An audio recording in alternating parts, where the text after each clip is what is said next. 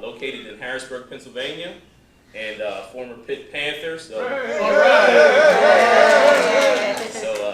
Pittsburgh is like my second home, and this is the place I became a man, here in Pittsburgh. So also the founder of the 2019 movement, and I have a mentoring program. We're not currently operating, but it was called the Josiah Project, and it was a mentoring program for at-risk teens, especially males. And it really touched my heart greatly because of the fact that our children have such a great, there's so many possibilities when you talk about young people, you know, and they're like a blank, slate that, you know, whatever's going to be written on them, the sky's the limit. So I'm always excited about talking to young people. But I really have a desire for the community and just pour out my heart. I'm also the chairman of the 400-Year African American History Commission. And I'll tell you a little bit about the commission. A lot of people don't know about it, but it's a federal commission. It was signed into law, passed through both branches of Congress, signed into law by the president of January of 2018. And as the chairman, the federal chairman of the 400-Year African American History Commission, I take it as quite an honor to be here and to share what I share. You know, we're in a very unique time, and I think that because of the kind of climate that's out there in the atmosphere, it's a prime opportunity for us to grow together, for us to learn of each other, for us to have open and honest dialogues, for healing, for reconciliation, for all those things that are important to all of us as human beings, because when we look at human beings, all of us have the same basic core needs and values. And it's misunderstandings that usually lead to division and hatred and anger and animosity. I've been doing a lot on cultural diversity and cultural training and cultural intelligence for years, and I just want to open with a little story to tell you how important it is for us to try to learn and understand of each other. I've had the privilege to go to India a couple of times. And one time I was there, I was preaching, doing missionary work, and it was an awesome experience. I went to this village. It was a Hindu village, and they had never had a Christian meeting there. We had an open air meeting in the middle of a field. We had hundreds of people there, and as we started our meeting, I started hearing music in the background. So I asked my host, the bishop, I said, "What's going on?" He said, "It's the Hindus on the other side of the village. They're competing with us." And so they were having their worship service and everything. And so I'm a little bit radical at times, and I started to pray, and I'm a little, taking authority and declaring and decreeing stuff, and all those things that happen. And I'm standing there, and I'm like, yeah, it feels pretty good. So after the meeting was over, not only did their meeting stop, but a lot of the Hindus came over to our meeting and joined in. And by the end of that particular meeting, 18 Hindus actually gave their life to the Lord. Wow. Amen. It was a tremendous experience. But as we were done, and sometimes if you're in ministry, if you do anything, that you kind of feel good about yourself. And I'm just standing on the stage just feeling myself like, wow, that was great, Joe. You did a good job, talking to myself, which I do sometimes. I don't know about you. But so my host and the other people, they're on the other side. And so I'm just standing there just looking at the landscape. And so a young Hindu man comes up on the other side of the stage. Now everybody's over here. I'm standing by myself. And he stands up and he comes real close to me. And as he begins to talk, he was talking real fast in his native language. I didn't have an interpreter. And in India, in America, when we nod affirmation, we go like this. In India, they do like this. So I knew he was a Hindu because of how he was dressed. So he's talking real fast in his native language, and his head's doing like this, and he's getting closer and closer to me. So I go, "Bishop, come here, hurry. Tell me what this guy's saying." And he goes, "He wants you to pray for him and his family." And I was like, wow, thank God for a translator.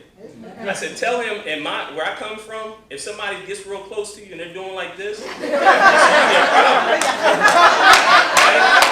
Where I'm from, that doesn't usually end up, tussling and some, a little gravel kicked up. And so I say all that to say it was important for me to understand a different culture, because that misunderstanding could have led to something really, bad. And it would have been even worse, because the guy would have said, I walked up to the guy and asked him to pray for me, and the next thing I know, we're tussling around on the ground. I don't want any parts of that Jesus he's talking about. So anyway, it's important. It's important for us to learn of each other. It's important for us to value each other as individuals. And especially in this 400th year commemoration, I don't say it's an anniversary, but it's the 400-year commemoration of the first African slaves that came to Port Comfort, Virginia, in the British colonies of North America. The reason I make a differentiation, because there were transported Africans that were brought over here before that, but usually it was in the Spanish or the French colonies. So when we say specifically Port Comfort in the British colonies, because the British colonies, we know, eventually became the United States of America. And so we want to really honor this year, and so this is an opportunity for us to have open and honest dialogues, because we can never grow and move forward if we act like stuff didn't happen, right? If we just cover up things. We have to have, like I said, sincere, open, and honest conversations and do it in its proper context. You know, there's a lot of anger, and a lot of bitterness, and a lot of animosity out in the atmosphere now, and a lot of it is just that. It's just bitterness and animosity. You know, some of the young kids that I work with from time to time, and sometimes they're angry. And you sit and ask them, well, do you know anything about slavery? Do you know anything about this? And I had one session where the young man told me, yeah, I know about Martin Luther King. Didn't he help free the slaves? So, of course, we had a talk. But the reason I say that is because these young men are angry, but they don't really even know why they're angry. And so it's important for us to have a clear view of history, open and honest dialogues in order for us to grow together. And one of the things that I find is in the African American community is because of some of the things we've gone through and even the history that we do know, when we don't have these open and honest conversations, it just leaves them even more bitter, right? Some people will say from time to time, slavery was a long time ago, just get over it. That's not the right answer, right? And again, it doesn't lead for open and honest dialogue, and it doesn't help for growth, right? And by the same token, sometimes we try to make people pay for something that they might not necessarily have done. So it's both sides. So in order to reconcile, both parties usually have to have a very clear picture and a clear dialogue as to what's going on. So tonight is about healing and reconciliation. I'm going to share some information historically. I'm going to talk about some of the ideologies behind some of the stuff that's happening, because it's important for us to understand the core ideologies that have gotten us to where we're at now. Because not only have those ideologies kept people enslaved and in prison, but now sometimes those same ideologies keep people in mental prisons. And the only thing worse than a physical prison is to be imprisoned by your own mind and thoughts. So this is the evening of reconciliation and healing, and I had an awesome PowerPoint, but you just have to have me instead. You won't be able to get it. But I want to thank Sister Kim Mack for helping put this together. Her passion and her heart and the desire for her community just spills out. The first time we came and sat and ate with her, and we left, and I was like, she's really enthusiastic. Which is a good thing, right? I also want to recognize Judge Shura Allen, who I had the pleasure to meet several years ago, and the QB GOP and all the other people. Mr. Rick Saccone also, and his wife, who I've met in Harrisburg. They used to be my neighbors. I used to live in Harrisburg and had a chance to meet with him at times. So I'm just so grateful and honored to be here. So let's get into the talk. As I said, I'm the pastor of Antioch Assembly in Harrisburg. I'm the founder of the 2019 movement. And I started the 2019 movement back in September of 2016. And I felt a sense of urgency as to having to do this, to launch this, because as I began to delve into history, and I did it from a biblical standpoint, but how many of you know that the Bible is the real news? And so when we begin to look at some of the patterns that we see in the Bible, we see things that are happening today, and it gives us a fair interpretation at times of actually what's happening. But I'm not going to preach a sermon to you today. I'm just going to basically stick with the historical facts of the matter and the ideologies behind some of the things that are happening in front of us today. We see it on the news a lot. Now, what's the 2019 movement? As I said, the 2019 movement was launched in September of 2016, and after September, something happened that some of you may be familiar with, and it really showed me why it was so important to have these conversations. In November of 2016, there was this election, and after the election, there was a lot of emotions that were stirred up from people that didn't realize that those emotions were there. And, you know, I know that when these emotions get stirred up on both sides and all sides, it's because it's an opportunity for us to deal with these emotions, have good conversations, and for us to move together for healing and reconciliation. The 2019 movement identifies some of the primary challenges that African American community is facing, and we lay out a strategy for solving these issues. And ultimately, the movement's goal is to restore and reconcile the black community in America to its God-given destiny. And I think that that is something that is very vitally important. As I mentioned, the federal law that made me the commissioner of the 400-year African American History Commission, it was H.R. 1242, and it was signed into law January of 2018, and it created the 400-year African American History Commission, which there is 15 members from all over the country, and I have the honor of being the chairman of that commission. And I take that as a great honor, especially because I know my heart is only for us to all move together and to succeed. Because it's not in any of our best interest that any aspect or facet of our society is lacking the necessary tools to be all that they can be. All of our brothers' keeper, we are our brothers' keepers, and what happens to our brothers ultimately will affect us. The 400-year commission, as I said, was signed into law, and it coordinates the anniversary of the arrival of the first enslaved Africans in the English colonies. The commission's purpose is to plan, develop, and carry out programs and activities throughout the United States, and to recognize and highlight the resilience and cultural contributions of Africans and African Americans over the last 400 years. So this is a very important undertaking. There's a lot of stuff that African Americans have contributed to this country that many people may not even be aware of. And people talk about Thomas, what's his name? Thomas Edison invented the light bulb. But how many of you know there was an African American who actually created the filament that goes inside the light bulb? So there's a lot of things like that that many people don't know about. So my job is to educate and inform and enlighten, because it puts us in a different perspective. See, my talk about African Americans is, we weren't slaves. That wasn't our identity. We were a people that were enslaved, right? That wasn't our identity. We went through a time when we were enslaved, and that was just where we were. It wasn't who we were. And so the resiliency is evident, and even in the midst of that, we still are here as a people. The slave trade. One stormy day in August of 1619, a Dutch man of war with about 20 Africans on board entered the port at English colonies of Port Comfort, Virginia. Little is known of their newly arrived people, the first Africans to set foot in the North American continent. And the transatlantic slave trade took place primarily between the 1500s and the 19th century. And it is estimated between 10 and 15 million Africans were affected by the transatlantic slave trade. And it was a pretty horrific thing. I have a letter from John Rolfe, who was the captain of the White Lion, was the ship that first pulled into Port Comfort. And I'll tell you, when I first got I got appointed to this commission, and they sent me the details of going to Port Comfort, Virginia to have the meeting. And I'll tell you, when I opened up the link to Port Comfort, I began to cry. And I had never been there, had no connection with Port Comfort, but I believe that it was a spiritual sadness that I was experiencing. But I know that that sadness is the opportunity for us to heal. If you get a chance to go down there, August the 25th, they're going to have a huge event down in Hampton, which is Port Comfort, Virginia. And here's an excerpt from the letter. John Rolfe wrote, about the latter end of August, a Dutch man of war of the burden of 160 tuns, which are barrels, arrived at Port Comfort. The commanders named Captain Jope, his pilot for the West Indies, one Mr. Marmaduke, an Englishman. They met with the treasurer in the West Indies and determined to hold consortship hitherward, but in their passage lost one to another. He brought not anything but 20 and odd Negroes, which the governor and the Cape merchant bought for victuals. It means they literally traded these 20 Africans for food.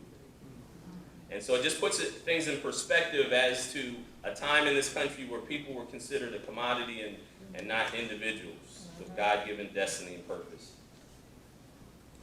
As we mentioned, about 10 to 15 million were brought over, and a large amounts of those actually died in transit. They said for every 100 slaves that reached the New World, another 40 died in the transport. And there's a thing called the Middle Passage, if you get a chance to look how they actually brought people together. From slavery to modern day. So what I'm going to be talking about basically, we're going to talk about the end of slavery, the abolishment of slavery, the end of the Civil War, the Reconstruction period, Jim Crow and the Negro Codes, and Civil Rights Movement of the 1950s and 60s. And I'm going to do it in a way that makes it not as boring as some historians. I'm not a historian by trade, I'm a preacher by trade. So hopefully I can give it a little bit, because just reading history was never the thing that excited me, right? When I grew up and looked at Magic Johnson posters on my wall, I didn't have a picture of a historian beside it saying, that's who I want to be one day, right? But I understand that history is important, and there's an old saying that says, those who do not learn and study history are doomed to repeat it. Now, there was an interesting thing that happened, the 13th Amendment. The 13th Amendment abolished slavery. Now, the 13th Amendment abolished slavery, but there was an exception. So, the 13th Amendment reads, neither slavery nor involuntary servitude except as punishment for a crime. Except as punishment for a crime. And so what happened during the Reconstruction period is, even though slavery was abolished, in order to help rebuild the South, what they would do is they would pick up black males and charge them with petty crimes like vagrancy or loitering or something like that, and they would put them on the chain gang, and they actually used them in order to help to rebuild the South. Thus started the prison industrial complex. And I'm going to talk a little bit about that, because some of the residue of that still exists today, even in America. And many people believe that it was just a different form of slavery. Now, we just celebrated, I don't know if you guys are familiar with Juneteenth. Anybody heard of Juneteenth? Juneteenth, and I preached on Sunday Juneteenth, and Juneteenth to me is the best material for a gospel message that you ever had. Because in Juneteenth, in 1863, President Lincoln signed the Emancipation Proclamation that freed the slaves. But unfortunately, a bunch of slaves, especially in Texas, didn't get the memo. So up until 1865, they were still operating and functioning as slaves. And you guys can imagine that the slave masters who did know that it happened wasn't all that excited about telling them the good news. So finally you had these Union generals that got to Texas and told the slaves that they were free. And June 19, 1865 is what's known as Juneteenth. And it was a celebration. It's actually the Independence Day that slavery was officially abolished in America. And they had a big celebration. And so in Pennsylvania, just recently, I'm glad to say that Governor Wolf actually made it an actual holiday here in Pennsylvania. Many other states are doing the same. I think it's a great thing. And, you know, from a gospel perspective, you know, living like a slave, even though you're free, it's a great part of the message of the gospel. Now, let me tell you about currently in America. Currently, alarming statistics regarding Black American criminal justice inequalities. Now, just to let you know, 2 years ago, me and Senator Greenleaf and Senator Sharif Street of Philadelphia, we did roundtable discussions in Philadelphia, Harrisburg, and Pittsburgh, and we were talking about criminal justice reform, because there are still a lot of issues in the criminal justice system. Now, just to let you know, part of my background, and I have a lot of different things hats that I wore. I used to be a probation officer many years ago. So I do understand the criminal justice system on different aspects of it. From being in the streets to being a probation officer, I've seen it from both sides. And one thing I will say, that there are inequalities in the criminal justice system, especially in America, and a lot of it is based on money and finances. You know, there are privatized prisons here in this country where they actually have agreements with certain municipalities, and they have to keep a certain population level, 80 to 100% sometimes, and if they don't have the population, 80 or 100% of the prison populated, the municipality has to pay a fine. And so it's in the best interest of that municipality that people are incarcerated, or else they have to pay a fine. Now, when you also understand that certain privatized prison companies are actually traded on Wall Street, and they make money off of that. And so in America, we have these issues still, and the inequalities are still there. And so let me tell you a little bit about the statistics as soon as it comes back up. So in America, even though black males only account for about 6 to 7% of the population, around 50% of inmates in prison are African American males. There's a statistic that says that America has more people incarcerated than any other country. There's about 2 million people incarcerated in America now. And like I said, almost half of them are African Americans. So in the world, the population of the world, 1 out of every 8 people that are incarcerated in the world is an African American male. Now, the other part of that is that, even though African American males only make up about 15% of those caught for nonviolent drug offenses, 70% of nonviolent drug offenders are African American males. The Department of Justice also had a study that determined that African American males at times got 2 or 3 times longer sentences than their white counterparts. The Department of Justice came up with that. Those statistics. I have some friends. I used to go into the prisons often and speak, and I have a friend named Tim Jones. They called him Turtle. He's from Philly, and I like to talk about Tim at times. Tim has been in jail. He got sentenced when he was 18. He's been in jail for 28 years now. And when I was in to visit him, he was what they call a juvenile lifer, which Pennsylvania is one of the few states that still has juvenile lifers. And while I was in visiting him, he says, "Hey, old head, come here." And the older guy came over. He said, "Tell him how long you've been in jail." And the older gentleman said, "I've been in jail for 42 years. And then he says, "But my man over there, he's been in for 49 years. And Tim said something that was so powerful to me. He says, "Do you know what?" He says, "I've been in here all this time, and I did my time, and he does prison ministry, he teaches GED classes, et cetera, et cetera." And he says, "Do you know what, while I've been here, Charles Manson has come up for parole several times, and I haven't come up for parole one time." And that really hit me like a ton of bricks. I'm like, man, at what point in time do we understand that a person has paid their debt to society? The only people that should be in jail for life is people that are irredeemable, in my estimation. Because the prison system is meant to rehabilitate, to punish, right, for crimes. And in the event that a person is irredeemable, because there are some people that no matter how many times they get out, they're going to hurt somebody. For public safety, they should stay in. But other than that, we have a prison system, and it's based on money too. So if I'm innocent and I get locked up and I don't have enough money to bail out, then I stay in prison and wait till I go to trial to be found innocent. Whereas a guilty person who has the money could bail out and he could be sitting at home waiting for his sentence. So we do have some issues. And like I said, the criminal justice system, many people have seen that as an extension of slavery. And it's important that we understand. I would try to play this clip. I don't know if you guys are here tonight. If not, I'm just going to see here. Keep your fingers crossed. If not, it's not God's will for it. Amen. We'll carry on. They recently dug up in Texas a bunch of a place where they had buried prisoners, and they got a documentation. They called it convict leasing, where some municipalities would actually lease convicts to other municipalities. And they said when they dug up the bodies, they saw people from 14 to 74 years old that had been inmates in this prison. And in the contracts that they signed, they specifically said, "We only want to lease Negro prisoners."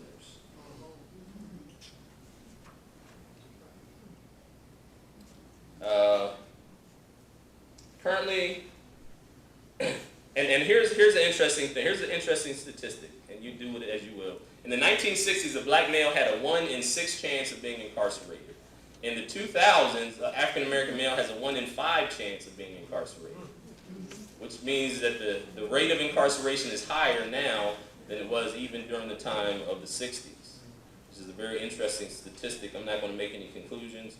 If you talk to me offline, I might share what I think about that.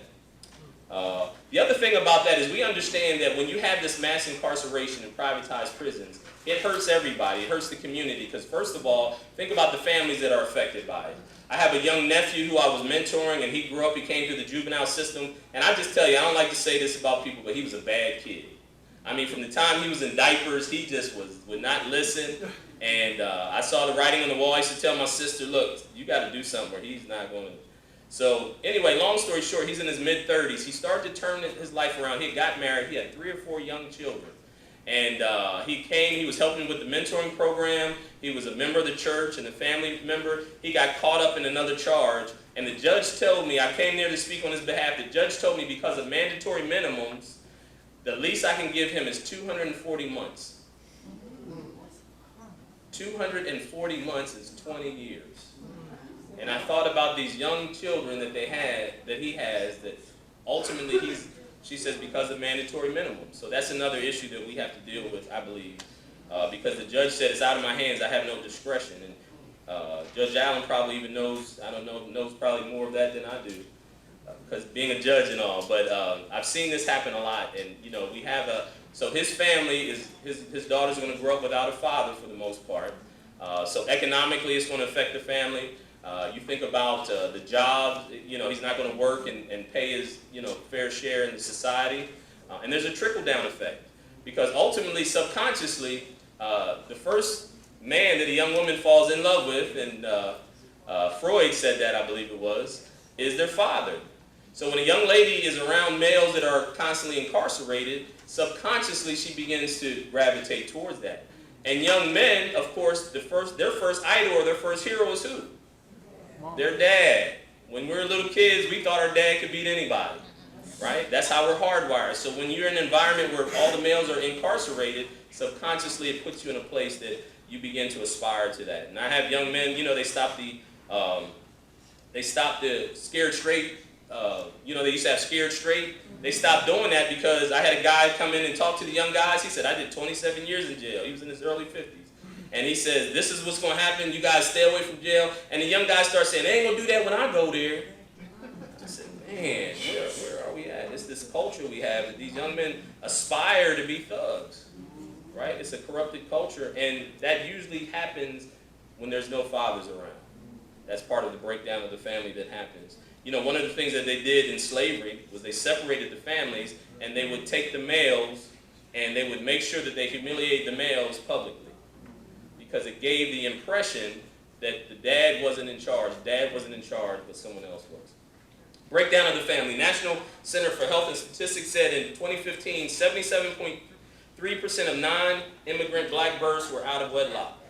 The national average is 42%. The statistics are inverted. 22% out of wedlock births from the 1960s. Now let me tell you why that's important.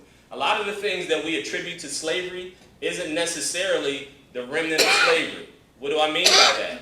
So from the time of 1865 till 1960s, black family was one of the strongest families. We had only about less than 22% born out of wedlock. From the 1960s to now, it has inverted, so now we have about 74% of babies born out of wedlock. And this is not a knock on anybody who's a single mother or anything like that. That's not what I'm saying. That shows the erosion of the family unit. And if you look at communities that have the strongest family unit, you usually find wealth, you find academic achievement, you find all types of things when you have a strong family unit. Do you guys know who has the highest per capita income in America right now? The Asian community. And guess who has the strongest family unit in America? The Asian community. You know, most Asians, and I'm not being a stereotype, but you know, this is the truth. A lot of them don't have old folks' homes to put their elders in. They come and live with them because they have such a strong family unit. And the thing of it is, they're not fighting for political power or anything, but yet they have such high, you know, high achievement academically. They have all those things happen when you have strong families. Abortion rates. And this is going to be important, and I'm going to tell you about this. I'm going to tell you why this is important. So, a recent survey shows that black women are 6% of the population, but 35% of all abortions are in the black community. In New York City, over the last 5 to 6 years, more black babies are aborted than born. In 2015, the number was about 65% of all pregnancies in the black community ended in abortion in the black community. Now think about this. How can a community thrive if they have less people being born? Right? That means your population is going to decrease. And I can just imagine when we went through our tough times as the number 2 minority, can you imagine what happens when we get to number 4 or number 5?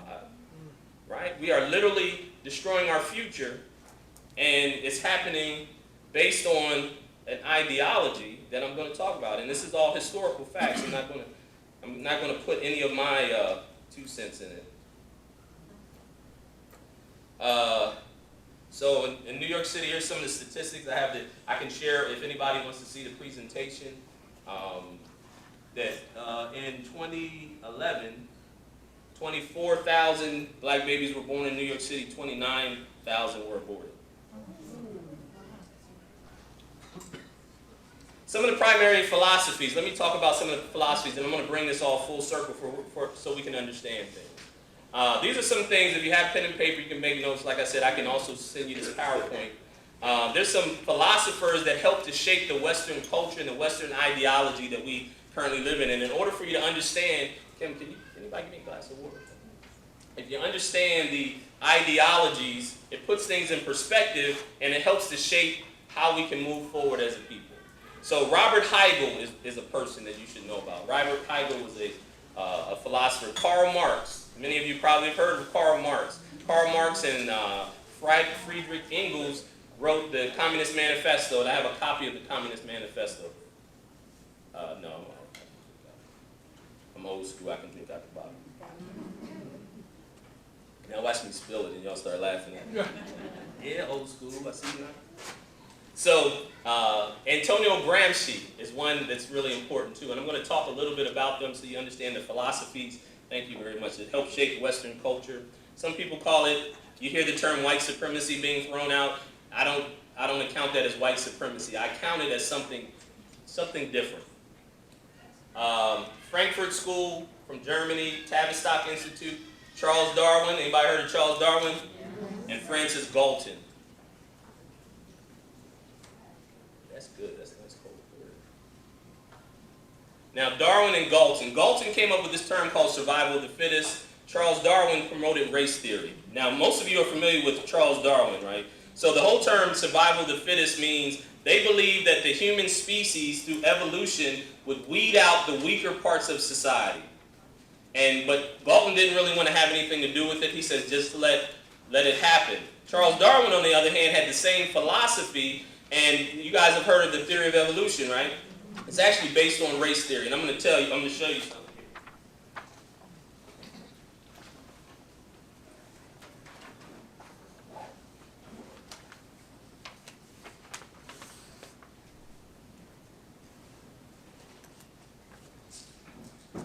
While he's doing that, if you would leave your email, we'll email you the PowerPoint because we did have technical difficulties. This PowerPoint is amazing. So if you have those cards, just put your email on the back, and we will send you the PowerPoint. Thank you. Now, anytime I share anything with you, I'm not sharing my opinion today. It's all historical fact. So this is the book that our school districts and stuff, the theory of evolution, right? It's based on Charles Darwin. The name of Charles Darwin's book is called The Origin of the Species Through Natural Selection. You've heard of that. Here's what the subtitle of this book is. On the origin of the species by means of natural selection, or the preservation of favored races in the struggle for life. So it's based on race theory. So what they did is they created what's called a race theory, because there's no such thing as race, actually. I mean, it's a social construct. Let me put it that way. Because if you look at nations, even the Bible doesn't talk about races, it talks about nations, not races. So they kind of split humanity up into three main races. You have Mongoloid, Negroid, and Caucasoid. And what they did was they promoted the idea that the black race was an inferior race and less evolved. And that's the idea behind moving forward, where they were able to continue in slavery, because the other people who weren't participating in slavery believed that it was okay to have black people as slaves because they weren't as human as others. Right? So you understand the philosophy behind it, so a lot of people didn't go against it. Now, Charles Darwin also came up with the ideology is called eugenics. Some of you may have heard of eugenics. Because, like I said, Galton believed that the human species would eventually correct itself and the weaker strands would be done with. But Charles Darwin and some of the other people believed that you should get involved in it to help speed up the process. There it goes again. So anyway, Charles Darwin, there was a lot of people who actually believed with Charles Darwin, and he promoted this ideology of eugenics. Eugenics literally means good genes or ethnic cleansing. So they promoted certain people to procreate, and they discouraged certain people to procreate. Why is that important? That's important because after slavery was abolished, you had this thing they called the Negro dilemma, or the Negro problem in America. Now, this is not to be confused with Booker T. Washington's book about the Negro, but they said that we have all these black people that were former slaves, and they're not as educated and they're less involved. So we have to, and you know, during slavery, what do you think they did? They promoted the idea of having huge families, right? I don't know about y'all, but my grandmom had 11 kids, the grandpop had 16 in his family, you know, all those things. They promoted big families. So now they come up with this idea of they have to change the idea of blacks having huge families. And so first in 1913, they had this thing called the Bureau of Social Hygiene. And there was a lady you guys might have heard of by the name of Margaret Sanger. And so Margaret Sanger believed in birth control as a means of keeping people from having too many babies, but she primarily targeted people of color. She called them the weaker species or human weeds. And some people might say that's not what she said. So I got her books. And she had this idea of certain inferior races. She wrote a lot of articles. She did a lot of talks.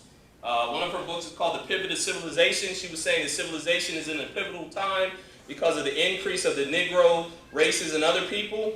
So she came up with a thing called the American Eugenics League. Over time, the American Eugenics League got in trouble because there was another group that was also practicing eugenics. You might have heard of them before. It's a gentleman by the name of Adolf Hitler and the Nazis. And in Hitler's book, Mein Kampf, he says we can't take credit for this idea of eugenics.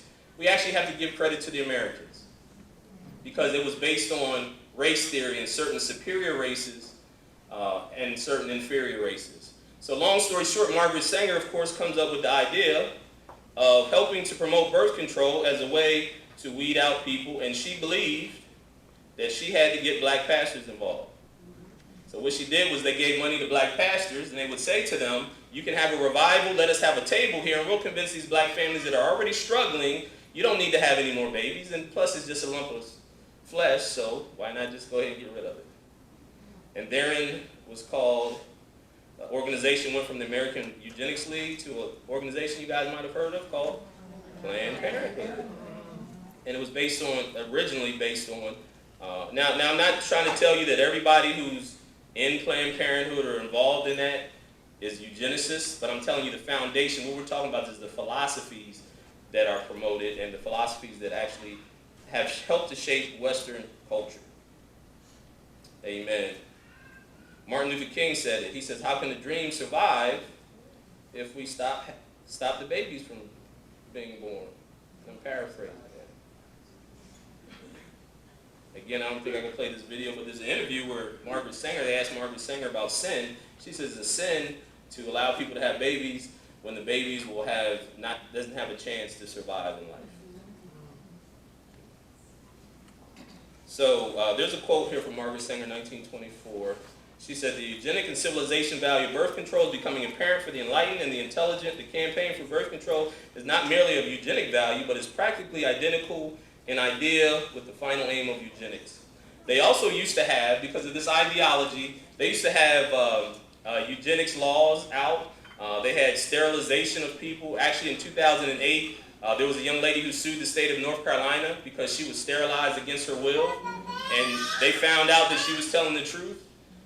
She was a young girl, had a baby, and they sterilized her because they told her that she was not unintelligent. I'm being nice by saying that, and that she would never amount to anything, so she didn't need to have a bunch of kids. This was in 2008. She won the lawsuit. The last eugenics laws in this nation were overturned in the 1980s. There's Indiana had eugenics laws as well, and Indiana in 1977, they finally overturned theirs. And so this is very recent, and it still affects us. And what I'm saying to you is an ideology that some people may still hold, that other people are less evolved and less important as others. But see, I believe that every single person has value. Every person has something to contribute to society. Amen. And when we have this mindset that certain people are a commodity or they're less important than other people, it translates all the way around. So it's hard for us to tell our young men to value life if we don't value life. It's hard for them to believe that they're important. I had a guy, he was in his 60s, and he carried a lot of burdens because he had an older brother who passed, and his dad used to always call him the replacement. So he lived his life thinking that he was just something that wasn't important. But we got to understand that every single person is important, and they contribute to society. there was something, when you guys get a chance, look up the Jaffe Memo. The Jaffe Memo, United States Population Control. Now all this is legal stuff and political stuff that I'm talking about. The Jaffe Memo had ideas of how to reduce the population. And just let me say something to you guys, and I'm not a conspiracy theorist or anything like that, but the world is not overpopulated. I know some people might, have you ever driven out to the West? You can drive for hundreds and hundreds of miles and not see one person. But what happened is this idea of saying that the world is overpopulated, they have convinced people to say you shouldn't have so many children. But what did God say? Be fruitful and multiply, fill the earth up. I'm sorry, I told you I wasn't going to preach. Preach on. But we have to have this mindset of valuing every single person. See, you young people here, each and every one of you are such an important gift to society. It doesn't matter how you got started. It doesn't matter your family situation. You're just as important as anybody else in this room. And we need you guys. Especially when I get old, I need some of y'all to take care of me. We need you to survive, right? That's the whole song. So the Jaffe Memo, when you get a chance to look through it, I'm not going to go through the whole Jaffe Memo. There was a book called The American Dilemma, written by Gunnar Myrdal. Him and Margaret Sanger had the same philosophy. She said birth control facilities could be, this is a quote from his book, birth control facilities can be extended relatively more to Negroes than to whites, since Negroes are more concentrated in the lower income and education classes. So they promoted that idea. And I think it's interesting because a lot of people don't talk about that nowadays. Open and honest conversations, right, in order for us to grow. 1907 Indiana eugenics laws is the one I was making reference to. Again, I'll make sure she has a copy of the presentation. And economics, another facet that we got to talk about is economics. I'm going to tie all these in together. September 27, I'm changing directions a little bit, so stay with me, please. September 2017, LA Times article states the following statistics. African Americans were worse off financially in 2016 than they were in 2000. There was 4 groups of people. There was African Americans, Hispanics, Asians, and white people. Out of the 4 classes, the African Americans were the only ones whose economic situation got worse and not better. This is an LA Times article. It's also, this comes from,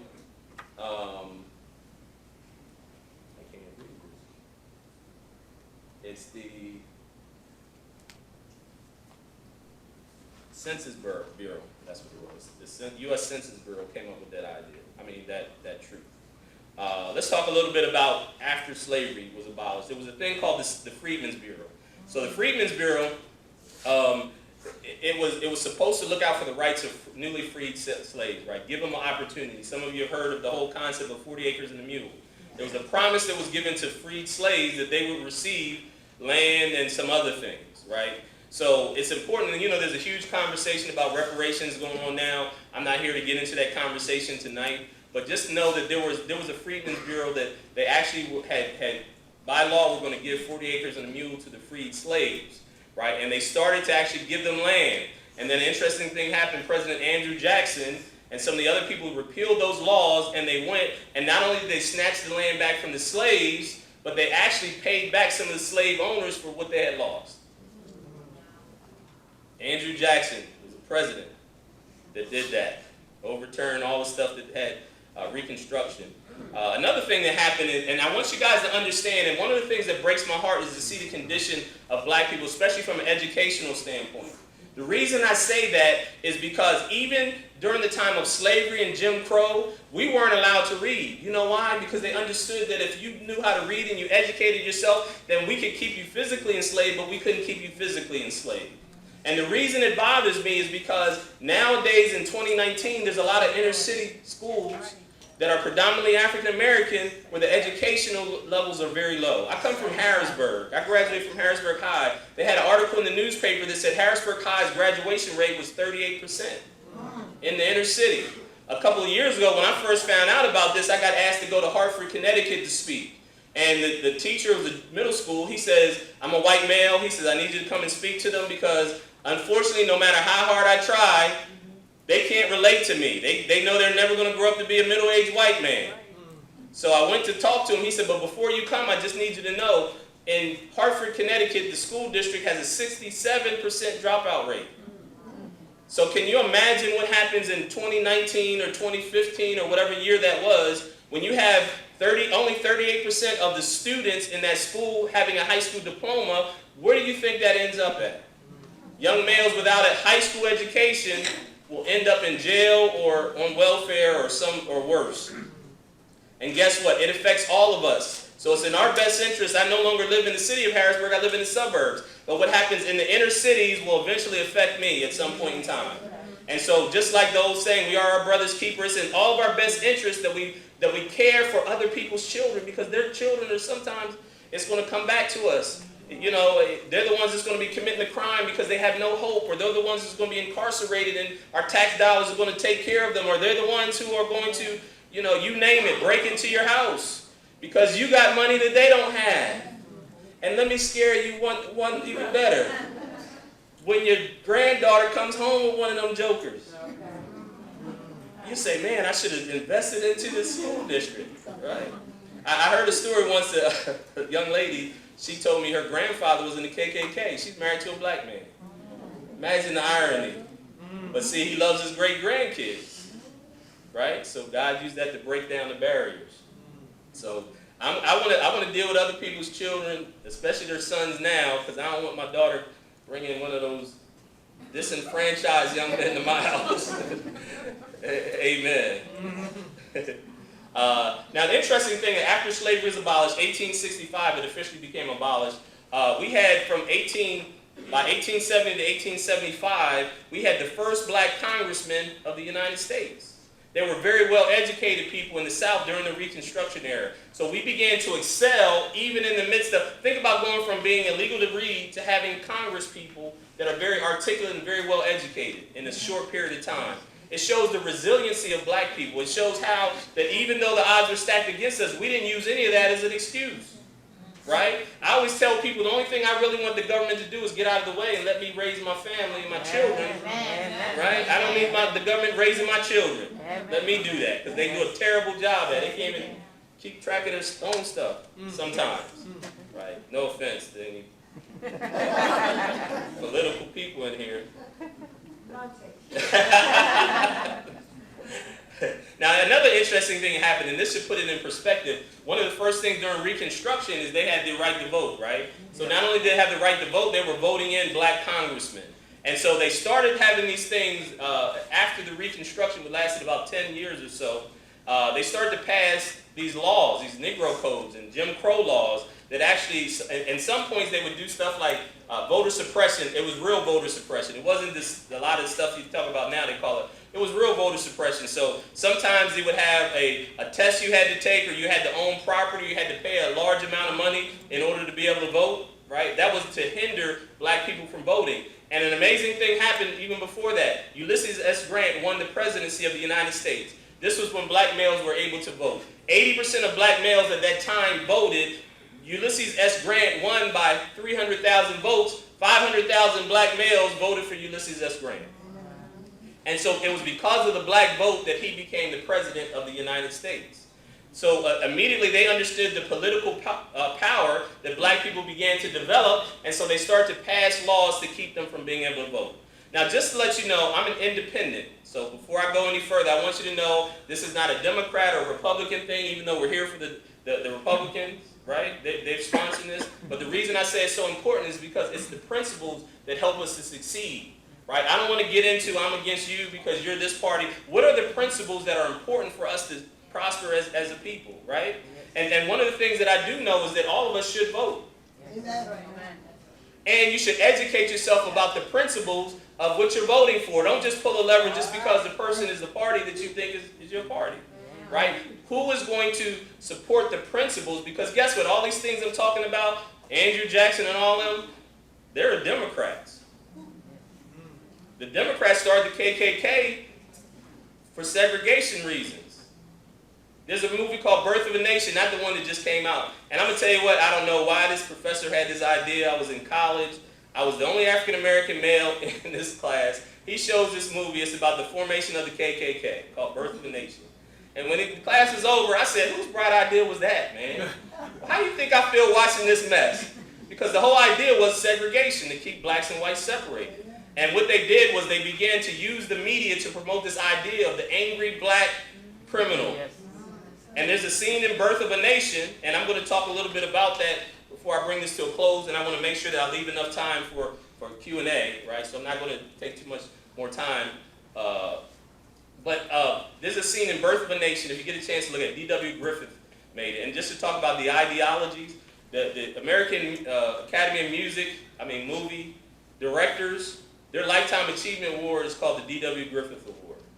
He made this movie, Birth of a Nation, that glamorized the KKK. There's this scene where there's a white lady there and this black soldier who was a black soldier. He comes up to her and he goes, "I just want one little kiss."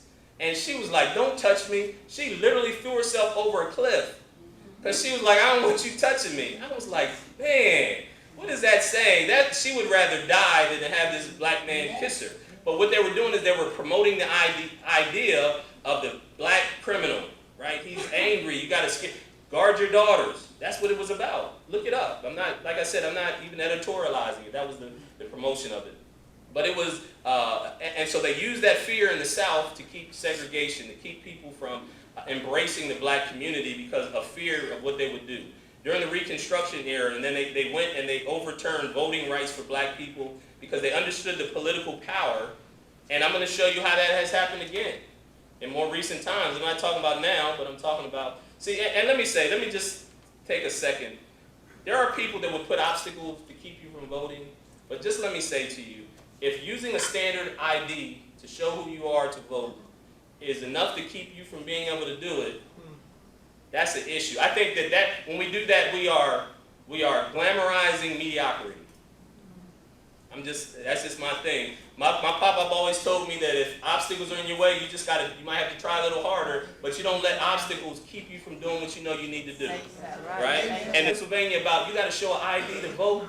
I went to the bank, somebody gave me a $15 check. I had to show 2 forms of ID for a $15 check.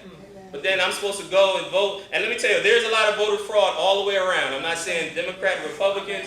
I had a guy told me his uncle's been voting for 20 years and he's been dead for 30. Just saying, it happens. And I want to make sure the person who's voting is the person that's supposed to be voting, right? So voting is important.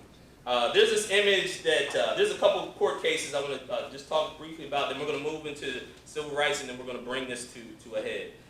So one of them you may have heard of is Plessy versus Ferguson, 1896. What Plessy versus Ferguson is that they ruled separate but equal, and it was based on transportation, public facilities, et cetera, et cetera. So what they would do is they would, on the train, they had a black boxcar and they'd have a white boxcar. And if you're black, you couldn't go in the white boxcar. And what the Supreme Court said is separate but equal was constitutional. It was okay. But what happened was over time, they recognized that separate but equal usually didn't pan out because the black resources were a lot less. And so it translated to schools. And so in the 1954, I believe it was, you had Brown versus the Board of Education. And it desegregated the school systems because they understood that the black schools were really lacking in resources. They were poor and they weren't getting the same education.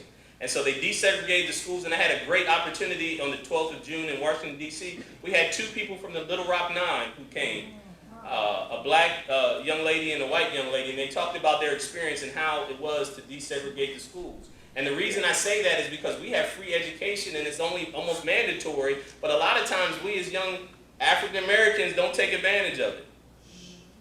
Value your education. Let me tell you, young people, if you educate your mind, nobody can ever do anything to keep you from doing what you want to do in life. If you're smart enough, and I know, and I'm a testament to that. So you had those 2 court cases. You also had a gentleman by the name of Marcus Garvey.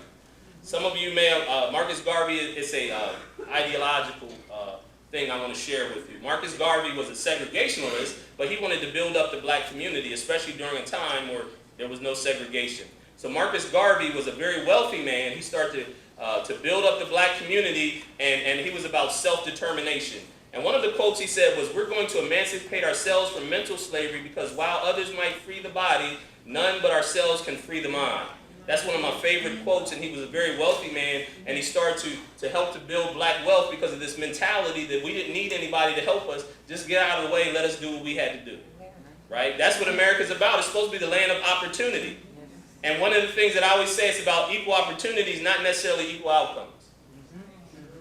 Equal opportunities. As long as somebody gives you an opportunity and gets out of your way, you can do whatever you want to do in life.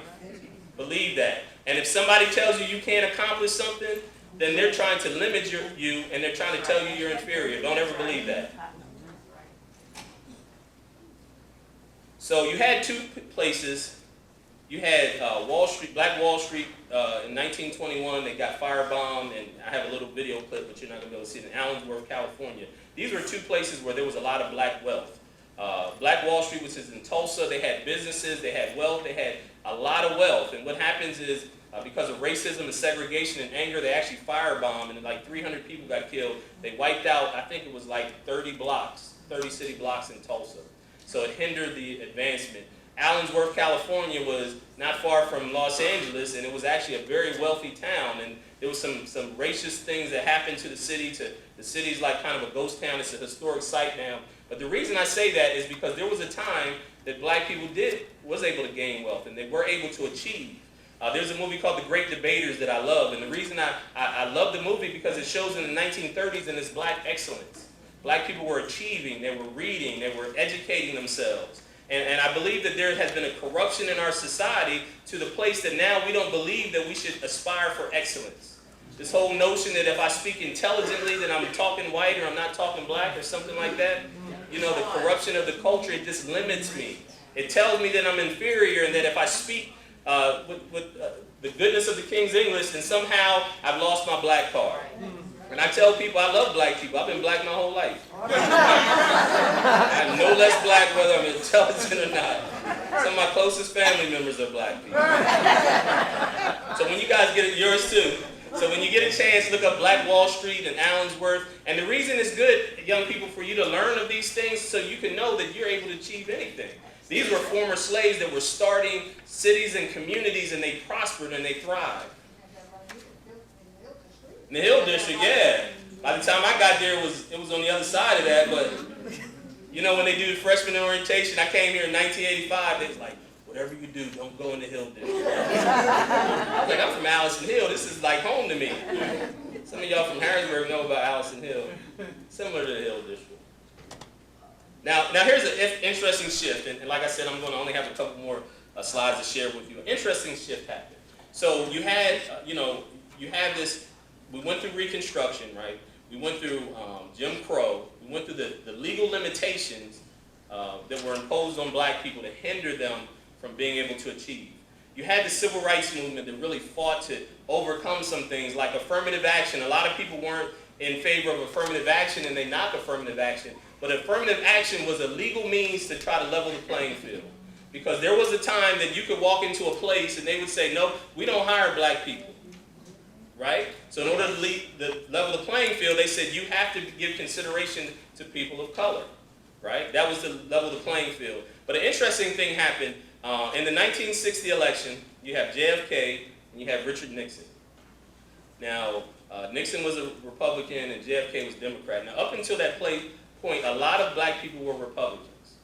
Right? So, and I talked to Dr. Alveda King. You probably might know she's the niece of Martin Luther King. I've had conversations with Dr. Bernice King, his daughter. But Dr. Alveda King told me something interesting. There was a time when Martin Luther King was in prison in Selma. Right? He wrote a famous letter from there. And so it was during a time when Kennedy and Nixon was going against each other for the presidential election. So MLK Sr. went to both candidates and says, please do something. I think they're going to kill my son. And so what happened was Nixon didn't do anything because he didn't want to touch the issue. Kennedy just wrote a letter. I think his name was Wallace, right? Governor Wallace of Alabama. And said, please make sure that he's okay and he doesn't get killed. So, of course, long story short, the perception now became that the Democrats were now for civil rights because the King family began to support JFK. So now you have an interesting thing that happens in 1964 with LBJ. Right? LBJ, he pushes through the Civil Rights Bill. And there's a conversation in Kentucky and his unauthorized biography where they asked LBJ, what are you doing? because they knew LBJ was a racist. He was from Texas. He was a Dixiecrat. And he didn't, and there's recordings, I have a recording, and I can't play it tonight, where he's using the N-word like it's water flowing off his, like it's nothing, right? So he was an avowed racist. He really didn't care much about black people. So they asked him, why is it that you are now supporting the Civil Rights Bill even though your fellow Democrats are opposing it? LBJ says to them, he says, for the first time, the Negroes have something they never had before. He said they're getting uppity. They've been uppity. And I'm paraphrasing. He said, but they finally have something to back up their uppityness. They have political power. They can now vote. He says, so what we have to do is we have to give them something, not enough to make a difference, but enough to make it believe that we care for them. And we're going to have them voting Democrat for the next 200 years. Now, he used the word N-word when he said that. And he came up with what's known as the war on poverty. He started to fund social programs. But if you look at the statistics, because if you notice early on, I mentioned to you, black families were strong in the 1960s. Now the black family is weak. And when you understand some of the philosophies behind it, so let me give you a couple of philosophies. I'm going to make this quick, and I'm not going to go into too much detail. There was a gentleman by the name of Antonio Gramsci, and he came up with this idea called hegemony. Hegemony means that there's certain ruling classes of people, but you have to get agreement from the masses in order for them to rule over them. Okay? I'm going to make this simple, so bear with me. Two of his philosophers that he followed was Hegel and Marx. Right? Marx is the one who came up with the Communist Manifesto, and it was a way to just take power from individual totalitarian governments and consolidate it into one governmental system. Right? And nobody owned anything. It's owned by the state. Robert Hegel is one that came up with this concept called the Hegelian dialectic. What the Hegelian dialectic is in order for you to push people in a certain direction and to make them believe they made the right choice, you give them both sides of the argument and you push it in a certain way. So you frame both sides of the argument in a way to make people come up with a natural conclusion, and they believe that that conclusion was one that they came up with their own. So when you understand what he came up with this concept, and there was other psychologists that came up with a way to get people to submit their will to other people, but they thought that they would be doing it on their own. And why is that important? That's important because when they came up with the concept of how they created social programs, they did it in a way to create governmental dependency. They didn't come up with the strategy wasn't to make independent people and just a bridge. They made it in a way to create dependency. And subconsciously, psychologists will tell you that what it does is it tells you that you can't achieve on your own unless you get assistance from outside of your community.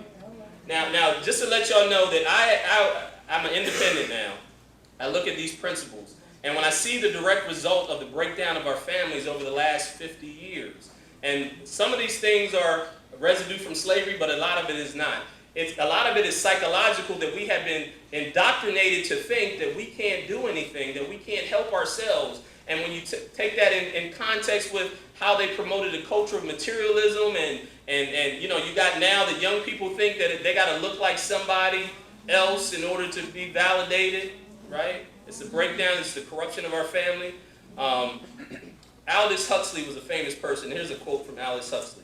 He says, there will be in the next generation or so a pharmacological method of making people love their servitude and producing dictatorships without tears, so to speak. Producing a kind of painless concentration camp for entire societies so that the people will in fact have their liberties taken away from them, but will rather enjoy it because they will be distracted from any desire to rebel by propaganda, brainwashing, and enhanced pharmacological methods. And so a lot of it is they promote this drug culture. You think about, they promote this drug culture, tune in and tune out, right? They promote this ideology that young black men are supposed to be thugs, right? And gangsters, and women are supposed to be sexual. And it promotes an idea, and I think it was Orson Welles said that if you can corrupt the morals of a culture, you can keep them in bondage. So why do I say all that? I say all that because when we look at the principles that have not only caused us issues, but have also kept us in bondage as a people and kept us from being able to achieve, the primary one we see is the breakdown of the family. When we see families that are weak in every community, that you see a breakdown of the families and absence of fathers, you see high drugs, high crime, low academic achievement, high unwed pregnancy levels, every place. And the reason I think it's so important is because in this time in this season, we have to understand the principles that help to make us strong. Because a lot of communities don't really care as much about the political sphere. They stand on the principles that help to build them back up. And when we understand the principles that were directed against us, historically we got to understand that we live in a prime time for us to move back towards that. So family values have to be reinstilled in our community. Self-pride and self-determination has to be focused on, that we believe we can achieve whatever. We have to stop promoting and celebrating mediocrity. Amen. Yes. Amen? You can do anything that you put your mind to it. We need to hold ourselves to a high standard. It doesn't mean that there won't be obstacles, but it means that when we understand the obstacles against us, start here, right? Educating ourselves. And let me tell you what I see in a lot of our families. You know, when I grew up, the reason I went to school and they said I was smart, I had a head start. I had a mom who loved me enough that when I was young, she made me sit at that table and write my ABCs over and over and over again. And I was like, Mom, how come I can't go out and play? She says, no, you're going to write them over and over and over again. And when I went to school, they said, this boy's a genius. I just had more practice than other people, right? But what I see now is I see a lot of single mothers who can't spend as much time with their children because they're so busy going out and getting material stuff. And we have young people. I was doing my mentoring program. We had young men who were on probation who had phones. You know, Nike phones cost $220. As a matter of fact, the one kid had 3 pair, and he was on probation. And his mom says to me, she goes, the new Jordans are coming out, they would camp out on the sidewalk all night. I said, he's on probation, he can't be out all night. She says, okay, I'll be there with him.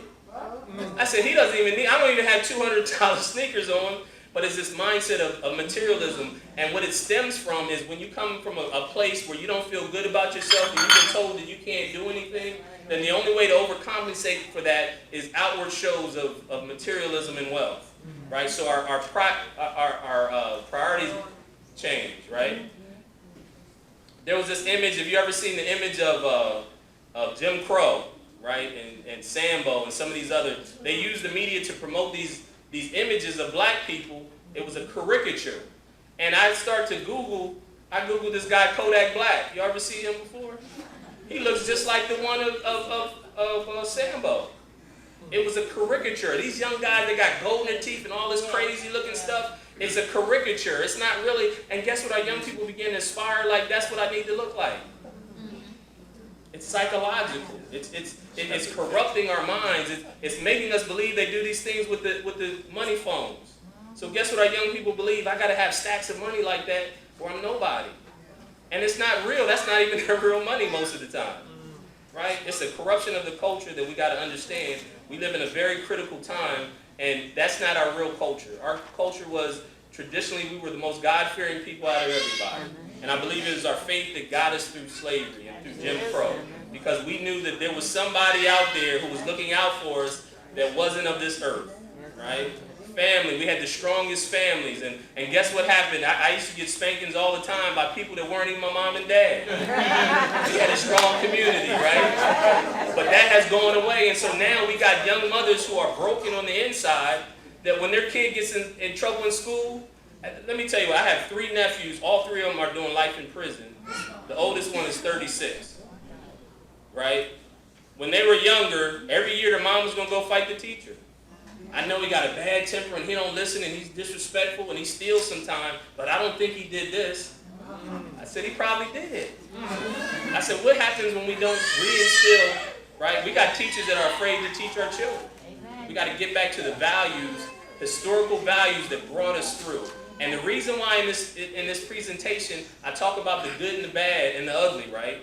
From an honest position, so that we know that it doesn't matter what the outside forces are, if we stand on the certain values, that we can achieve whatever we want to achieve.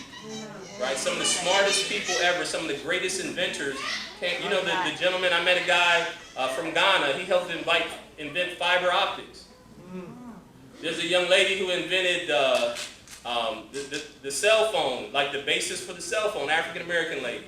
You know, the stoplight, air conditioning, all these things were invented by people who could. George Washington Carver was a brilliant man, right? So understand that that's where you come from, and ultimately, if you stand on those principles, There's a clip that I can't play for you now, but let me summarize this, and then I'd love to open up if anybody has any questions. There's so much more I'd like to share, but for the sake of time, in summary, here's what I believe can help us. Restore self-dependency and not encourage dependency on any outside forces, right? Our community. We used to have black stores in our community. We don't own our own businesses. And this is not a knock on any other culture, but every time I go to the stores in our community now, it's somebody who doesn't look like me that owns it. What happened to our business ownership? Reinstill families' values and morality. Morality still works. If you ever, when you get a chance to look at the Jaffe memo, you look at part of the promotion of the ideologies that they promoted for population control, there's a lot of the stuff that they're pushing now. Have you guys heard of this thing called the Equality Act that they're passing through Congress? Okay, so real quick, back in the 60s and 50s, they had laws that said no blacks allowed. So if you went into a restaurant and you're black and it says no blacks allowed, they could call the police and you get arrested, right? This Equality Act is going to modify the Civil Rights Bill because what the Civil Rights Bill said that was illegal to do that, and I could go wherever I wanted to. So now they have the Equality Act that's going to modify the Civil Rights Bill to include LGBTQ, which means now that if you deny a person access based on gender, sexuality, and all that other stuff, it's a federal crime, and there's no appeal. Now, I'm not here to debate or whatever about LGBTQ, but that's a different issue than race. Right. And it shouldn't be a modification of the Civil Rights Bill, right? Yes. We all agree? Because I believe in family, our basic moral family values that will help us, promote us, and take us through the next generations. There's no exemption, so if you get charged with that law, you can't even appeal it. And if you're a Christian school and a person comes in and says, this is what I identify as, if you say you can't do that, you get charged with a federal crime. So, Equality Act. Reinstill family values, empower leaders to not engage in identity politics. One of the things that we've got caught up in identity politics, let me tell you my background. I worked in the 2004 in the John Kerry campaign. I was a staunch Democrat. But then I began to look at the issues, and I said that I'm not going to support someone just because of their political party, especially when I understand the history that both parties have dirt on their hands, right? So I start to stand for principles, the principles that helped us to survive through slavery, the family values, putting God first, and all those things. I start to stand on those principles because those are the principles that help us to succeed. Like I said, statistically speaking, I have a book that is called Creating Connectivity in the Fatherless Environment, and statistics, study after study shows that when you have lack of fathers in the household, high crime rates, low academic scores, high poverty rates, high criminality, violence, and gang, all those things line up when you have weak family structures, right? So we have to get back to those. Pursue criminal justice reform and promote equality under the law. Expect equal opportunities, not equal outcomes. That's an important piece for us. We need to have equal opportunity. That's what affirmative action was supposed to do, give us equal opportunity. I just want somebody to give us a chance. And guess what, black folks? Whenever we had an equal opportunity, we excelled. Right? That's why they kept changing the rules sometimes, because we did well. So we want equal opportunities, not equal outcomes, because equal outcomes represent socialism. And that's when I talked about Karl Marx and Engels, because guess what it does? It promotes mediocrity. Let me give you an example of socialism. If I had a class right now, and everybody in here would get the same grade no matter how hard you would work, who in here would work as hard as they could? Nobody. A college professor did an experiment, and he gave them that. He says, we're going to talk about socialism. So we're going to give everybody the same grade. So you had A students, right? They do 100% work. Then you had the D students. So in the beginning, the A students still did A work. D students still did D work. By the end of the experiment, the A students was doing the D work. Because what was the motivation for being excellent? Right? And when you look at the psychological motives behind communism, it wasn't to create a utopian society. It was about controlling the masses. That's why I showed you. I have the book Communist Manifesto in here. I didn't bring that out. Pursue criminal justice reform. Expect equal opportunities. Realize that the human spirit triumphs when individuals are allowed to realize self-determination. When each and every one of us have an environment of hope, when we know that if we work hard, we can achieve stuff, that it changes the environment, but when you take away that hope, you have people that are discouraged, disenfranchised, and that's when you have high rates of, I don't want to go in that neighborhood, right? So I want to thank you. There's so much more I'd like to share with you, but at this time, if anyone has anything they want, any questions or any clarification on anything I shared with you, again, I'm going to send the presentation to Kim, and then yes, you had a question. It looked like it. Yeah, I was gonna say, one of the things you talked about how families is one of the main cores of uplifting their young, and I saw something on Instagram, and it said that the welfare expansion is one of those things that was like mind control and like a trap to keep people rely on breaking up and not having. Absolutely. That is 100% true, and that's what I alluded to. Think about, okay, like I said, it promotes a lack of family. Because if you have a mother and a father, if they get benefits, as soon as the father comes in the household, she immediately gets, so it's actually punishing them for going. I had a young couple in my church that was together for 10 years. They finally came, and they were like, we got to get married. She said, the only reason we didn't get married is because I would have lost all my benefits. So it actually subconscious. There's a movie called Claudine from back in the days. Yes. If y'all see it, it really, you young people, if you get a chance to look at it, it's a very entertaining, it's old school, but, so what happened is the lady had these children, and she was a single mother, she wanted to get married. Every time the social worker would come, he'd have to hide in the closet or jump out the back window. So psychologically, think of what that says. It says that the dad is not, the head of the household or the head of the family, or he's not even an integral part. He's kind of like excess, and it was the state. So it was creating a way of mind control and dependency on the state. That's how they created it, that belief system. Yes? I just have a comment. I'm just going to stand up there back and hear me. Think about what he said about being high. Our lieutenant governor went around the state talking about weed. He didn't talk about jobs. He didn't talk about prison reform. He didn't talk about education. He didn't talk about health care. He went around this state talking about weed so that you could be high out of your mind and not paying attention to what's going on. So pay attention. Pay attention to what they're doing. And this is a plot. He just told you that this was something started 40, 50 years ago. So we have the current administration perpetuating it in our state. Because Fetterman didn't go around talking about good things. He's talking about legalizing marijuana so that everybody is, and it's going to hit the young people harder. It's going to be high. Nobody's going to care what the government is doing. And then what's going to happen?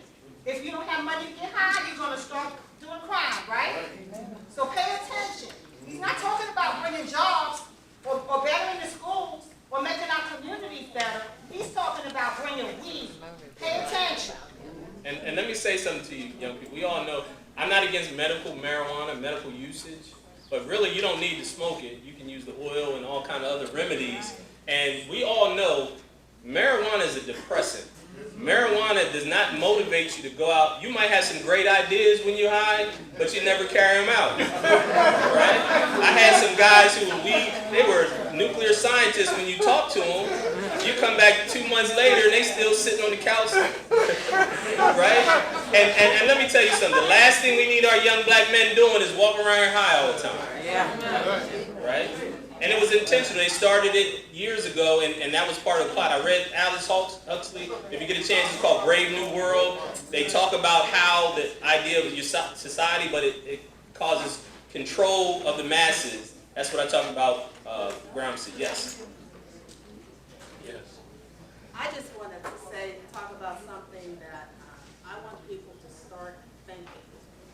Now, you turn on the TV and you hear all these people talking about how black people, poor people, are the ones who are being harmed by these strict anti-abortion laws. Think about that. You heard him say, more black babies are aborted than black babies are born. Yes. So when Alabama passes a law that says, that outlaws basically abortion, that means more black babies will be born in Alabama, right?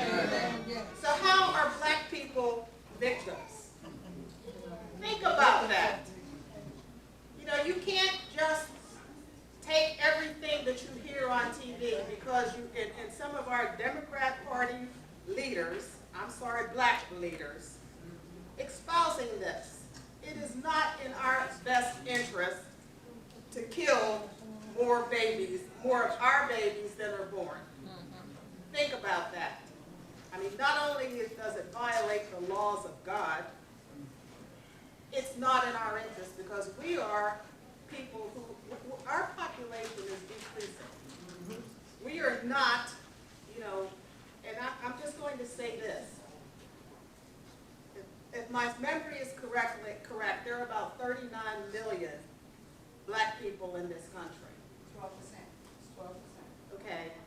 Since Roe v. Wade became the law, since Roe v. Wade, there have been about 60 million abortions in this country. 20 million of them, at least, were black babies. So that means our population has been cut by 1/3. Margaret Sanger would be very happy. So we should be the last people to be pro-abortion. We should be the last people. And, you know, I'm an independent also. I'm not for the Republicans, I'm not for the Democrats, I'm for God. Amen. Okay? Okay.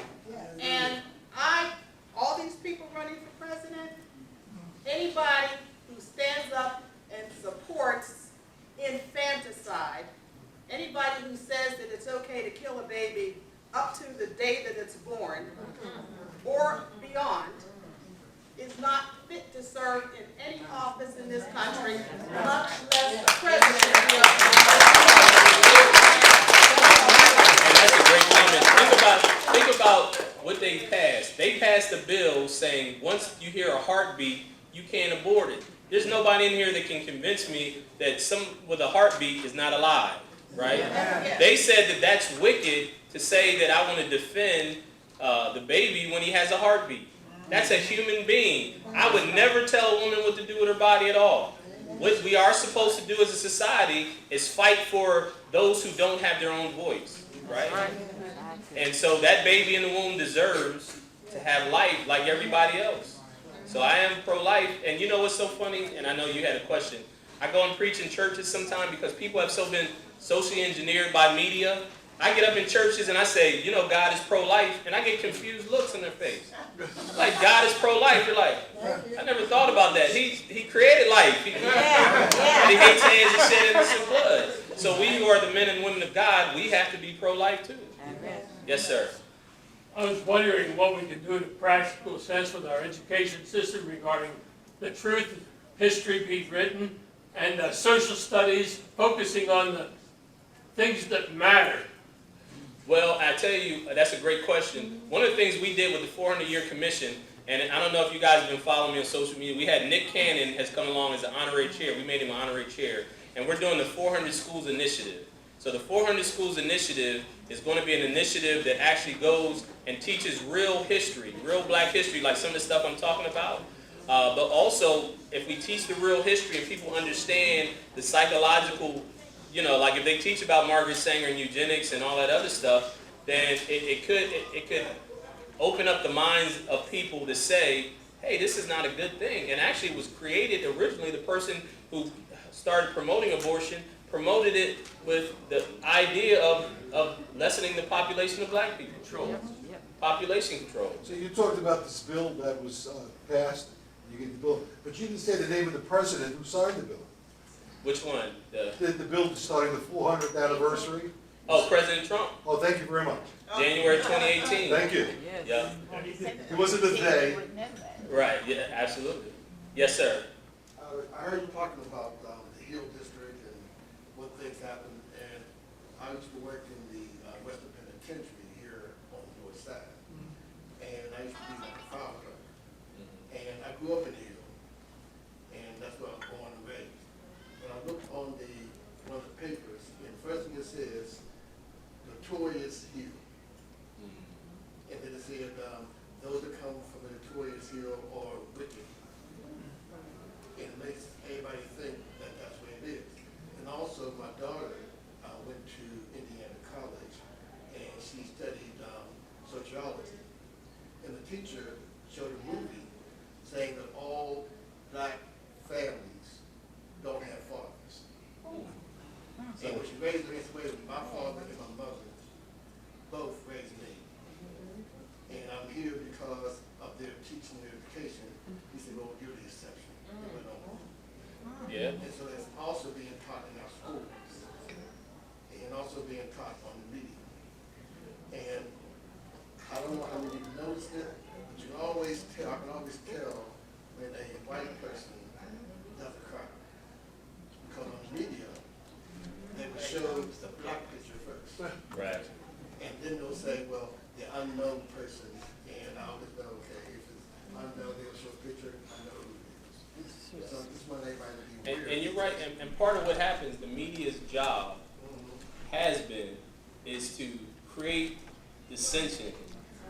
And so that's why, if you notice, and I'm not saying that police doesn't have to be trained better, but have you guys ever seen a white person who got killed by a cop on the news?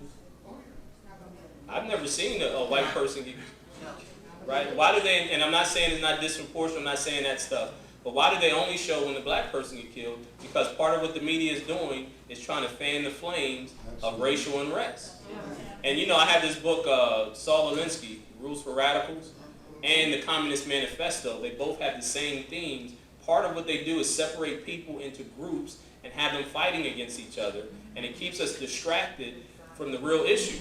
Because if you look at our inner cities are actually set up in a way, and I'm not going to get into that right now, but I did a video on it. It's set up in a way to keep black people trapped.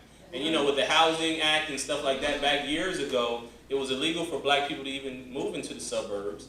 And they kind of channeled, and it's a form of socialism, how they set up our cities. Look at every major city and who controls it, and look at the same statistics that all black people in these major cities, not all black people, but the majority of them, it's the same statistics. When I mentioned about 38% graduation rate, you got failing schools, you got high crime, high drugs, all of them in the concentrated areas, in the inner city urban areas. And then you have this whole idea of, you know, trying to cause us, you know, racial unrest and fighting. Absolutely. I have Saul Alinsky's book, Rules for Radicals. He said the first rule of community organization is community disorganization. You got to pit people against each other in order to fight so you can go in and take over. And that's the basis of the Communist Manifesto, too. I just want to say the reason why we put this program on is because we want people to open up their minds and expand their thinking. You talked about how do you make a difference? Each person telling somebody else the truth. His truth, not God's truth. Because they're lying to us. At our meeting, I passed out, I did a presentation talking to young people. I'm pro-life, and I am a Republican. So, and I'm proud to be a Republican. I used to be a strong-down Democrat until I found the truth. But in the study, we are 12%. That's why when you heard me say 12%, we're 12%. Black people are 12% population in this country. The Pew, now you know the Pew is a liberal, Pew study. In 2050, we are estimated to only be 13% because of abortion. They make it convenient for us to kill our black babies because the abortion, I've never seen an abortion clinic in a well-to-do neighborhood. It's always in a poor black or a poor brown community on a bus line. So you don't have no excuse to get there to kill your baby. And in Allegheny County, there are no abortion clinics outside of the city of Pittsburgh. That's right. And that's intentional. Not one. That's telling. That's And right. let me tell you another thing too. They target our communities, and they promote the idea. And think about this: they're promoting the idea that if you're against abortion, oh, that's wicked, that's racist, that's hateful. I'm like, no, fighting for the rights of babies doesn't make me hateful. Another thing, when we talk about privatized prisons, you know, in certain inner city schools, the prison industrial complex, these privatized prison groups do studies, and children in 4th grade reading below grade point average, they start making a prison cell for them 20 years in the future. That's how they plan It's actually it. the 3rd grade. 3rd grade? My other hand is an educational advocate. It's the 3rd grade statistics. So when they're They use our underperforming, babies' reading and writing scores to form the prisons. To form the prisons. Now see, he's politically correct. I'm not. I guess you guys figured that out. I'm not. That's why we love you. I'm gonna keep it real. and she's Okay? absolutely right. I try to present it in a way, because like I say, I'm not partisan. I'm trying to present it in a way to develop people. I'm keeping it real. you can draw your conclusions. Yes. That's it. Now, just on the, 2 points and then a question, because for me, from the spiritual side, and I agree with Judge Allen, I'm a Christian before I'm a Republican. And I completely related to Vice President Pence and what he said. He said, I'm a Christian, I'm a conservative, and I'm a Republican in that order. And so for me, it's what God wants, not what I want. And when we pray to put on the armor of God, we pray, we don't put on the helmet. It's not head to toe. It's the belt of truth. And if we can't start with the belt of truth, and we can't start with the truth, which I think that's why I came tonight from a few counties away, I think it's so important that you promote the truth. And so my question to that is, even going back before 400 years, because I've met, people who come from Ghana, or people who come, and it's still ongoing, the slavery in Africa. I spoke with an American pastor's wife, and they were trying to expose the slavery of orphan children, orphan Christian children specifically, in South Sudan, being kidnapped and put on an old platform to be sold $50. This is just within the past 10 years. $50 they're selling these orphan children. No one can protect them. Do you know why they're wanted? For their organs. And they're sent over, sometimes operated on while they're alive. And the organ is donated to typically an Arab country. I'm sorry to say that, if anybody here is from that area. But the Muslim culture that has promoted this slavery, that is not spoken about enough in history. And so what I'm wondering is, with your commission, are you kind of digging into that to try and bring that truth forward so we can get it out? Well, our charge, so I got two hats. The 2019 movement, if you look at, all I said just now, if you look at me doing it, the 2019 movement, I interconnect scripture there. So I still interconnected scripture just now, I just didn't give you the scripture and verse of it. But with the commission, our charge is, we've been set for the 400 years as a federal commission. So we're not actually getting into Ghana or anything like that. I do that on the 2019 movement, but this is more specifically of the 400 years since 1619 moving forward. But what I will say to you is that what you're saying is absolutely true, and if you ever follow on my YouTube or anything like that, I go through that philosophy, whether it's slavery, abortion, human sex trafficking, whatever the case may be, it all comes from the same root. And it originated in Genesis 11, Genesis 3, 4, and 11. And I go into detail. It's the same spiritual principality that we're dealing with. So when you look at slavery and you look at abortion, it's all the same thing. It's treating people like a commodity to be used for somebody else's benefit. And the core of all those, the reason it's able to prosper, the reason a lot of these politicians go from being pro-life to pro-choice is money. They're getting money from the abortion advocates. And so the love of money is the root of all evil. The reason, human sex trafficking is going to overtake drugs as far as the highest grossing revenues. And it's the same thing. The reason they're doing it for money. You got these sick people that are participating in it, but the people that are running these things are doing it for money. And so it's all the same root. And it's the same thing. But I think it's important.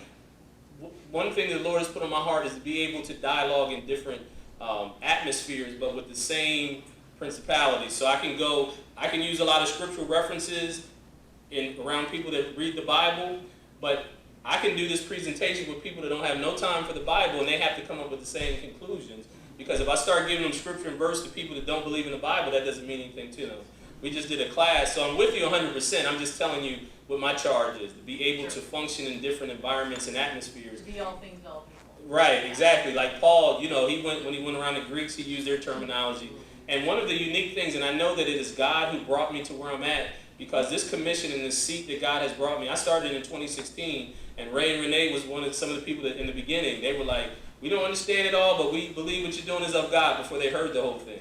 And other people. And so for God to use that and to have me being the chairman of this federal commission, I'm sitting in seats with people, and I bet most of them are saying, how did he get here? I believe that. The guy who, the guy who's now just got elected as the director of the entire Smithsonian Institute, is on our board, Lonnie Bunch. He was the head of the African American History Museum, the head of the entire Smithsonian Institute. I'm sitting around these people, and now I get to go to Congress and sitting with the congressmen, and I was just at the White House last week. That's only God. And it's because of this truth that's inside of us that I know the enemy will hijack this movement and take it somewhere it's not supposed to go. But I believe God has brought us for such a time as this for us to be able to lead people in the right direction.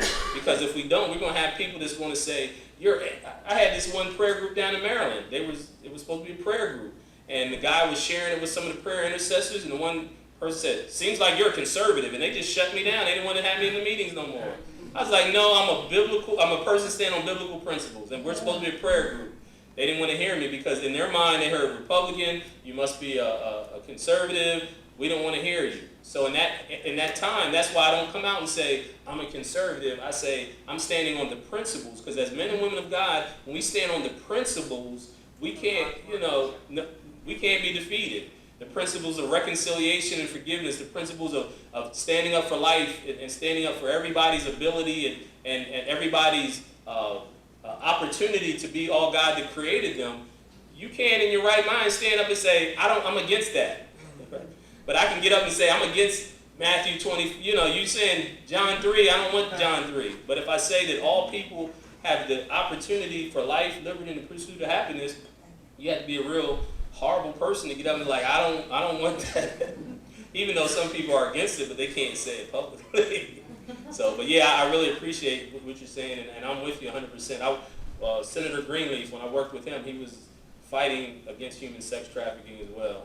And I've just recently, over the last 5 years or so, really understood just how devastating that is and how much it affects us. But it's the same as slavery. There's no difference. How you doing? Good to see you. Yes, sir. I'm the chairman of the QBGOP. We had you here tonight. The reason we picked this location, because we approached several African-American churches, and they refused to let us come there.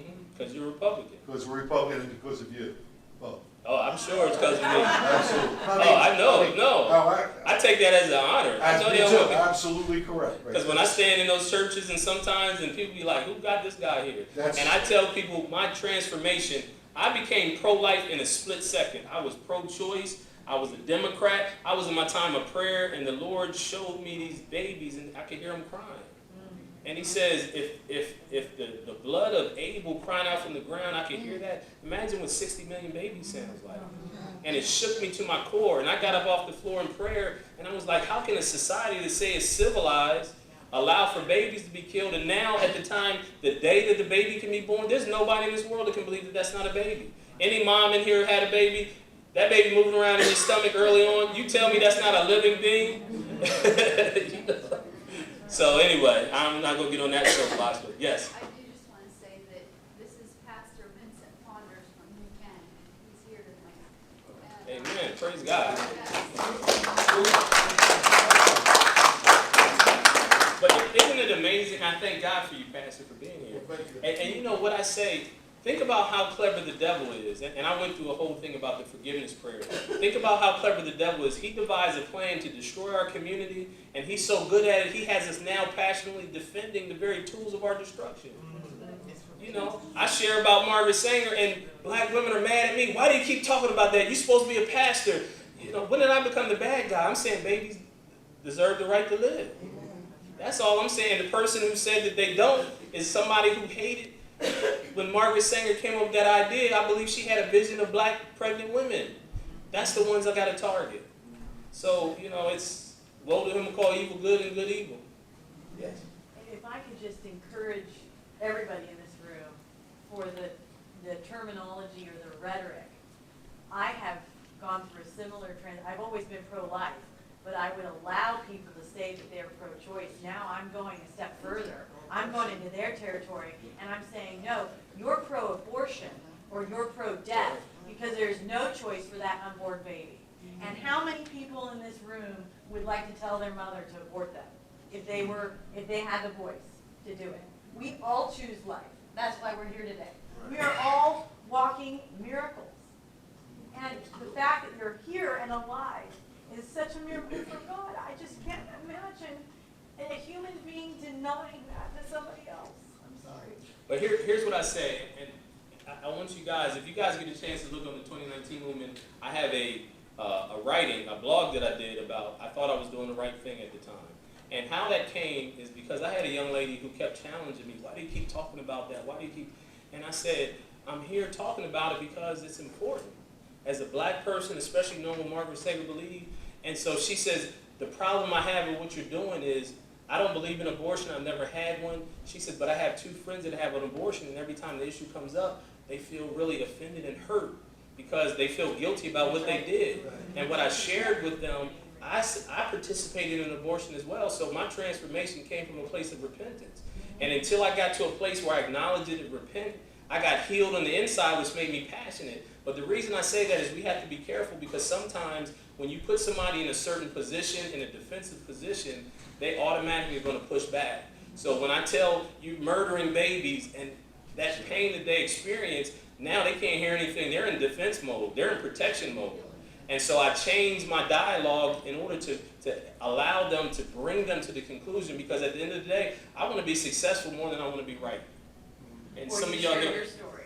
Yeah, I share my story and share my testimony, and I tell them I understood at the time, I thought it was okay. See, my belief was I didn't want to be that guy with all these babies running around with different babies' mamas, so I thought I was doing the right thing. But now when I understood that it didn't make things better by me telling the lady, go ahead and have an abortion, but it was only because of that transparency and that healing, and a lot of us are still triggered.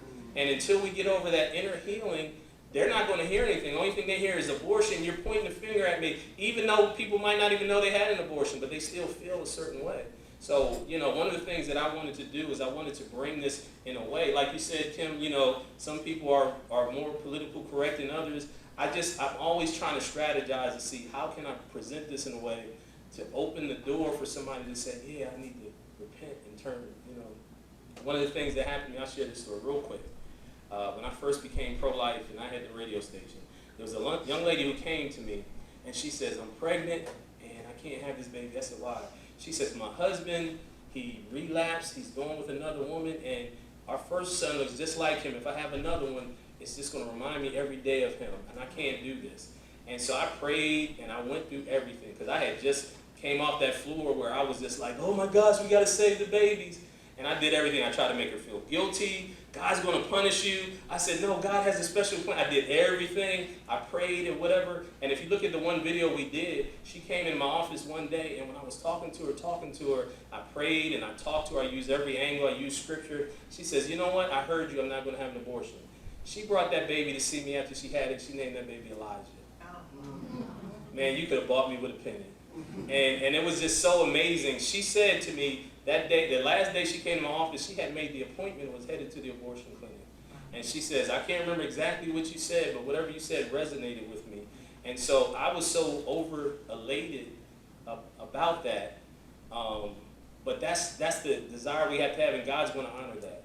He's going to honor it, because just like we want every single person, their destiny fulfilled that God has for them, but we also have to love the person out of that at times. Give them truth. Don't compromise the truth, but embrace them and say, look, I know how you feel. Let me walk with you out of this. Let me tell you about my experience. Because as a man, many men don't even think about it. But I know God wrecked my heart in there. I was on the floor like a little baby, just balled up and crying. When God brought me to that realization, I didn't think I was going to be able to get up. I was, how a little kid, you cry so hard, But it was through those tears that God really transformed me in a place to say, I love my community, I love babies, and I just want us to succeed, which is why I believe God has brought us here for this time that we're in. But you know what? And he uses everybody differently, because I'm not politically correct, but he needs me to be me, because I have to be. Some people just got to take it by storm, because this is a war. So we got our peaceful warriors. They do it, nice and quiet and gentle. And then you got the one that's coming in full force, me, because the enemy is coming like that. So I come in cloaked in my full armor, head to toe, but I have to tell the truth, because it's even beyond the depravity. They're selling the baby parts of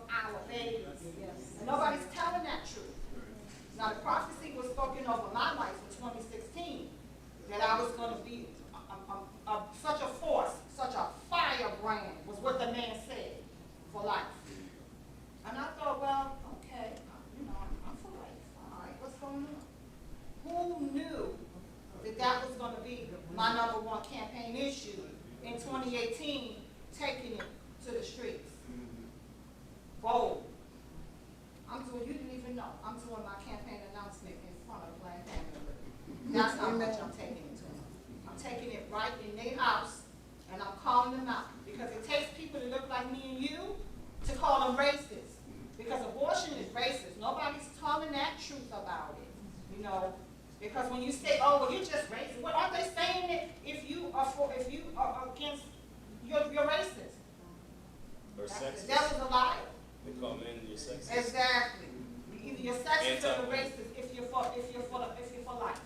And that's insanity. Like he said, right is wrong and wrong is right in their eyes. So I dare somebody to call me racist while I'm standing in front of the Planned Parenthood. I just dare them. In my I've been called